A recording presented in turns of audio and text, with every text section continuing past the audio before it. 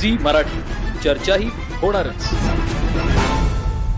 गुढीपाडव्याच्या पवित्र सणा दिवशी कृष्णा नदीत पूजनासाठी गेलेल्या एका विवाहित महिलेचा दुर्दैवी मृत्यू झाल्याची हृदयद्रावक घटना इंगळी तालुका चिकोडीत आज सकाळी घडली. श्रुती चिदानंद कुडचे, वय 24 असं मृत महिलेचं नाव आहे.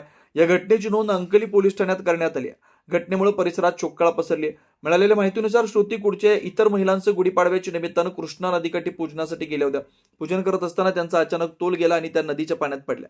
यावेळी त्या नदीतील माशांच्या जाळ्यात अडकल्यामुळे त्यांना बाहेर पडता न आल्यानं त्या पाण्यात बुडाल्या आणि त्यांचा मृत्यू झाला. घटनेची माहिती मिळताच अंकली पोलीस ठाण्याचे फौजदार नंदेश यांनी घटनास्थळी धाव घेऊन पंचनामा केला. त्यानंतर मृतदेह चिकोडी येथील शासकीय रुग्णालयात शवविच्छेदनासाठी पाठवण्यात आला. शवविच्छेदनानंतर मृतदेह नातेवाईकांच्या ताब्यात देण्यात आला असून शोकाकुल वातावरणात अंत्यसंस्कार करण्यात आले. मृत श्रुती कुडचे यांच्या पश्चात पती, 2 लहान मुलं, सासू सासरे, दीर, नणंद आणि भावजा असा परिवार आहे. सणाच्या दिवशी घडलेल्या या दुःखद घटनेमुळे गावासह परिसरात हळहळ व्यक्त होते. सी मराठीसाठी इंगळीहून राजू कोळी.